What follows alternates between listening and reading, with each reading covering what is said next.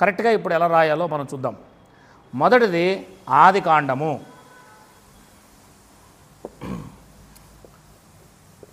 మొదటిది ఏంటి? ఆది కాండము. రెండవది ఏంటి చరణ్? అంటావని నాకు తెలుసు, అందుకే అడిగింది నేను. యోబు గ్రంథం. రెండవ లైన్ రెండవది ఏంటంటే యోబు గ్రంథం. నిర్గమకాండం కంటే ముందు యోబు గారు ఉన్నారు. మోషే కంటే ముందు యోబు గారు ఉన్నారు. యోబు గారు ఏ కాలానికి సంబంధించినాడంటే అబ్రహాము కాలానికి సంబంధించినాడు. అబ్రహాము కాలానికి సంబంధించినాడు అతను. ఆ చరిత్ర అది ఇశ్రాయేలీయులు కాదు ఆయన, ఇశ్రాయేలీయుడు కాదు ఆయన. ఇశ్రాయేలీయుడు అయితే నిర్గమ తర్వాత వస్తాడు కనుక ఆయన అబ్రహాము కాలములో ఉన్న వ్యక్తి. ఆయన అబ్రహాము కాలానికి చెందిన వ్యక్తి. ఎందుకంటే ఆ యొక్క ప్రార్థనలు, ఆయన చేసే బలులు, ఆ విధానం అంతా కూడా మనకు అట్లా కనిపిస్తుంది. ఆదికాండం తర్వాత ఏంటమ్మా? యోబు గ్రంథము. ఇప్పుడు చెప్పండి, యోబు గ్రంథం తర్వాత నిర్గమకాండము క్రమం ఇప్పుడు. Very good.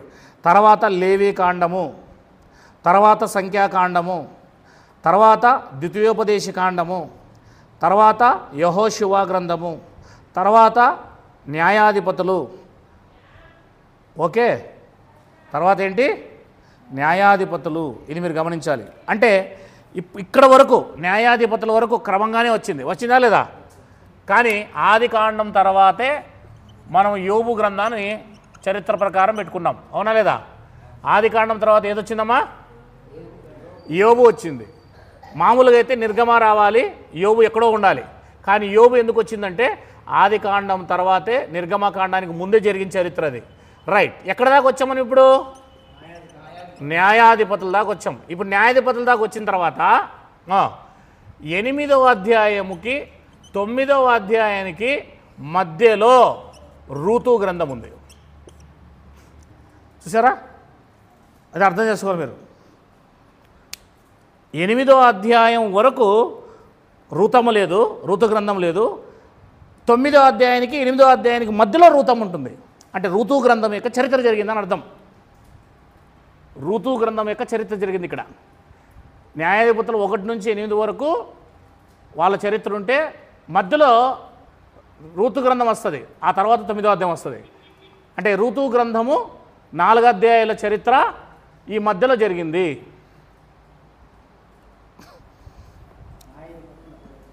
న్యాయాధిపతులు 8వ అధ్యాయానికి 9వ అధ్యాయానికి మధ్యలో అని రాసుకోవాలా. మీరు అలా చదివితేనే మీకు బైబిల్ అర్థమవుతుంది. అంత సులభంగా లేకపోతే అర్థమవుతుంది. అయితే రూతు ఏ కాలంది అని మీకు ఇంతవరకు అర్థం కాదు, ఇప్పుడు అర్థమవుతుంది. ఈసారి చదివితే బైబిల్ మీకు క్లియర్గా అర్థమవుతుంది. అందుకే చెప్తున్నా. రైట్. ఆ తర్వాత మళ్ళీ న్యాయాధిపతుల గ్రంథం 9వ అధ్యాయం నుంచి అది కంటిన్యూ అయిపోతుంది. అది మాత్రం రాసుకోండి. ఇంకా న్యాయాధిపతుల గ్రంథము 8, 9 అధ్యాయాలకు మధ్య రూతు గ్రంథము అంటే న్యాయాధిపతుల తర్వాత రూతు అని రాసుకోండి. రైట్. ఆ తర్వాత మొదటి సమూయేలు గ్రంథము రాసుకోవాలమ్మా. లైన్గా రాసుకుంటేనే మీకు బాగా క్లియర్ అవుతుంది. న్యాయాధిపతుల వరకు రాసుకోండి. న్యాయాధిపతుల వరకు నేను రాసుకోండి. నేను ఎందుకంటే ఇక్కడ గ్యాప్ ఇచ్చాను అంతే, మీరు రాసుకోండి అంతే, మీకు ఎప్పటికీ ఉపయోగం ఉంటుంది. అట్లా న్యాయాధిపతుల తర్వాత 8-9 అని వేసుకొని ఇట్లా మధ్యలో లైన్ వేసుకొని దీని కిందే రూతు అని పెట్టుకోండి. ఈరోజు జ్ఞాపకం ఉంటుంది కానీ రేపు జ్ఞాపకం ఉంటుంది కదా. అందుకే అది బైబిల్లోనో లేకపోతే ఒక నోట్స్లో పెట్టేసినామంటే ఎప్పటికీ అది ఉండిపోతుంది. అవసరం ఉన్నప్పుడు తీసుకోవచ్చు. ఇకపోతే రూతు తర్వాత మొదటి సమూయేలు గ్రంథము, సమూయేలు రాసిన మళ్ళా 2వ గ్రంథము. ఇకపోతే మొదటి దినవృత్తాంతములు. చూసారా ఇప్పుడు ఏం ఎగిరిపోయింది? మొదటి సమూయేలు 2వ సమూయేలు తర్వాత మామూలుగా ఏం రావాలా? రాజులు రావాలా. కానీ మనం అక్కడ మొదటి దినవృత్తాంతాన్ని పెడుతున్నాం. 2వ సమూయేలు తర్వాత మీరు రాసుకోవాల్సింది మొదటి దినవృత్తాంతములు. మొదటి దినవృత్తాంతాలు అయిపోగానే ఏమొస్తుంది? రాదు ఇక్కడ మాత్రం, అవునా? కీర్తనలు వస్తాయి. కీర్తనలు వస్తుంది. కీర్తన రాసుకోవాలి అక్కడ మీరు. మొదటి దినవృత్తాంతాల తర్వాత కీర్తనలు రాసుకోవాలి. కీర్తనల తర్వాత మనకేమొస్తుంది? మామూలుగా అయితే సామెతలు వస్తాయి. కానీ ఇక్కడ పరమగీతాలు వస్తాయి. పరమగీతాలు ఓకే రాసుకున్నారు కదా. మొదటి దినవృత్తాంతం తర్వాత కీర్తనలు, కీర్తనల తర్వాత పరమగీతములు, పరమగీతాల తర్వాత ఇప్పుడు సామెతలు, సామెతల తర్వాత ప్రసంగి, ప్రసంగి తర్వాత ఇప్పుడు మొదటి రాజుల గ్రంథం వస్తుంది. ప్రసంగి తర్వాత ఇప్పుడు మొదటి రాజుల గ్రంథం, ప్రసంగి తర్వాత మొదటి రాజుల గ్రంథం, తర్వాత రెండవ రాజుల గ్రంథం వెంటనే, ఆ తర్వాత రెండవ దినవృత్తాంతములు ఇప్పుడు వస్తుంది. రెండవ దినవృత్తాంతములు ఓకే కదండి. ప్రసంగి గ్రంథము, మొదటి రాజుల గ్రంథము, రెండవ రాజుల గ్రంథము, రెండవ దినవృత్తాంతముల గ్రంథము. ఇకపోతే ఇప్పుడు ఏమొస్తుంది తెలుసా? ఉపధ్య వస్తుంది. ఏమొస్తుంది చూసారా ఎక్కడెక్కడికి పోయిందో? ఉపధ్య గ్రంథం వస్తుంది. అలాగే చదవాలి మీరు ఇప్పటి నుంచి. మొదటి సమయాలు అయిపోయిన తర్వాత రెండవ సమయాలు అయిపోయిన తర్వాత మొదటి దినవృత్తాంతం, మొదటి సమయాలు రెండవ సమయాలు అయిపోయిన తర్వాత మొదటి దినవృత్తాంతం, మొదటి దినవృత్తాంతం, మొదటి దినవృత్తాంతం తర్వాత కీర్తనలు రాశారు కదమ్మా. మొదటి దినవృత్తాంతం తర్వాత కీర్తనలు, కీర్తనల తర్వాత ఏం రాశారు? పరమగీతాలు రాసుకోండి. పరమగీతాల తర్వాత ఏం రాశారు? సామెతలు. సామెతల తర్వాత ఏం రాశారు? ప్రసంగి రాశారు. ప్రసంగి తర్వాత వెంటనే మరలా మొదటి రాజులు, రెండవ రాజులు, అలాగే రెండవ దినవృత్తాంతములు. దాని తర్వాతే మొదటి రాజులు, రెండవ రాజులు, రెండవ దినవృత్తాంతములు. అది అయిపోగానే ఏమొస్తూ ఉంది? ఉపధ్య గ్రంథం వస్తూ ఉంది. రాసుకోండి ఉపధ్య గ్రంథము. ఆ తర్వాత యోవేలు గ్రంథము, ఆ తర్వాత యోవేలు గ్రంథము. ఉపధ్య గ్రంథం తర్వాత ఏంటండి? ఉపధ్య తర్వాత యోవేలు, ఆ తర్వాత యోవేలు గ్రంథము, ఆమోసు,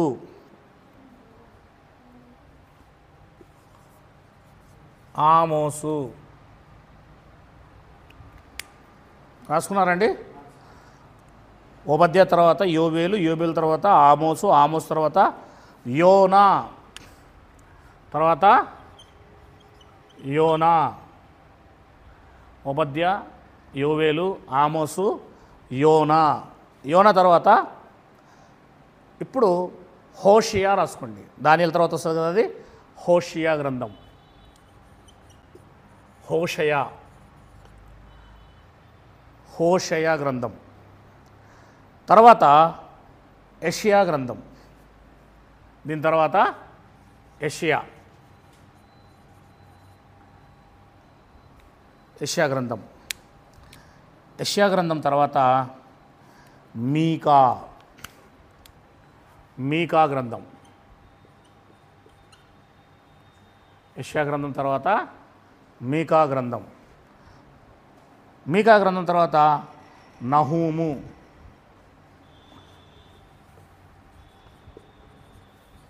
నహూము. మీకా గ్రంథం తర్వాత ఏం రాసుకున్నారు? నహూము. నహూము తర్వాత జఫన్యా,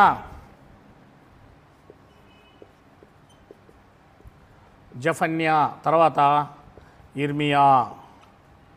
జఫన్యా గ్రంథం తర్వాత ఇర్మియా.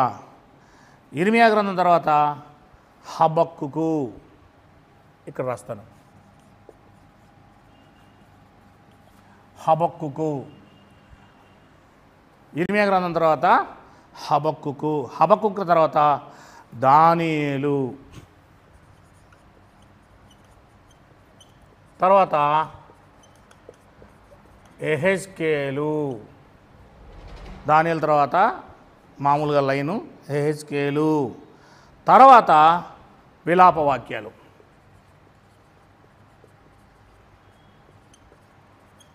ఇర్మియా తర్వాత ఉండాల్సిన విలాప వాక్యాలు ఏజ్కేల్ తర్వాతకి వెళ్ళిపోయింది చూడండి. విలాప వాక్యాలు తర్వాత ఎజ్రా, తర్వాత ఏంటి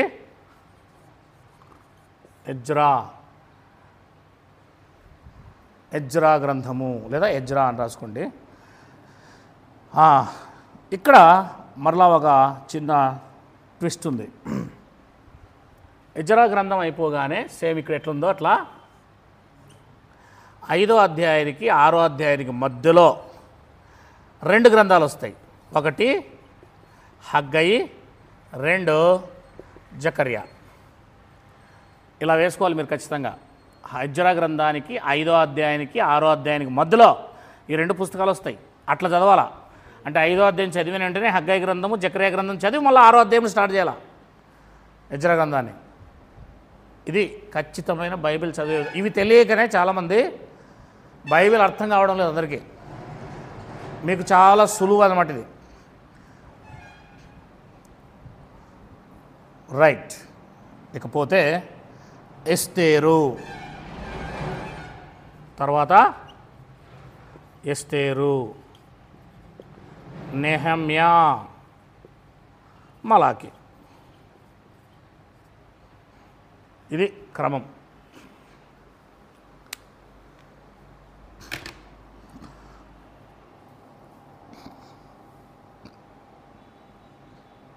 ఇది బైబిల్ యొక్క ఖచ్చితమైన క్రమం అండి. ఈ క్రమం అనుసారంగా బైబిల్ మనము చదవాలి. మరి రాసుకున్నారమ్మా? రాసుకున్నారా? ఇబ్బంది పడుతున్నారా? రాసుకోండి. కష్టం వచ్చింది దానికోసమే కదా. రాసుకోండి. ఈరోజు రాసుకుంటే, చేత్తో రాసుకుంటే, మనం ఆలోచిస్తే ఖచ్చితంగా దొరుకుతాయి, మీకు ఉపయోగపడతాయి.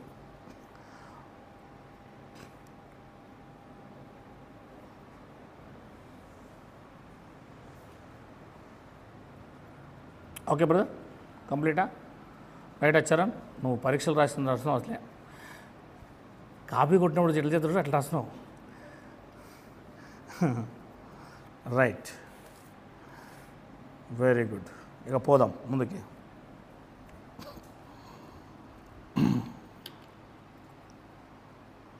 ఇక కొత్త నిబంధన వచ్చేసి ఇక మామూలుగానే అది ఉంటుంది. దాన్ని మనం ఎక్కువ టచ్ చేయాల్సిన అవసరం లేదు. కొత్త నిబంధన మామూలుగానే అర్థమైపోతుంది, దాన్ని మనం టచ్ చేయాల్సిన అవసరం లేదు. ఇది పాత నిబంధన ఒక్కటి మీరు ఈ క్రొనాలికల్ ఆర్డర్లో చదివితేనే మీకు అర్థమవుతుంది.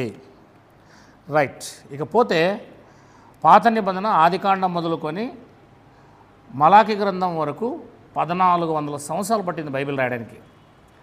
అంటే మామూలుగా 1400 సంవత్సరాలు పట్టింది బైబిల్ రాయడానికి. ఎన్ని సంవత్సరాలు? 1400 సంవత్సరాలు పట్టింది బైబిల్ రాయడానికి. 1400 1400 సంవత్సరాలు పట్టింది ధర్మశాస్త్రం రాయడానికి. పాత నిబంధన, ఓల్డ్ టెస్టిమెంట్. ఇక క్రొత్త నిబంధన రాయడానికి, న్యూ టెస్టిమెంట్ రాయడానికి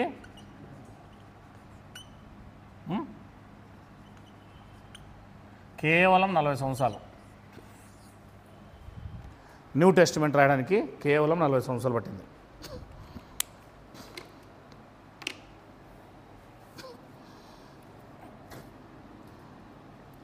చెప్పండి. ఇప్పుడు పాత నిబంధన రాయడానికి ఎంతకాలం పట్టింది? 1400 సంవత్సరాలు పాత నిబంధన. క్రొత్త నిబంధన రాయడానికి 40 సంవత్సరాలు పట్టింది. Very good. మొత్తం టోటల్గా 66 పుస్తకాలు ఇంతవరకుతో కంప్లీట్ అయిపోయాయి. ఇది ఒక ఆర్డర్లో మీకు తెలియజేశాను.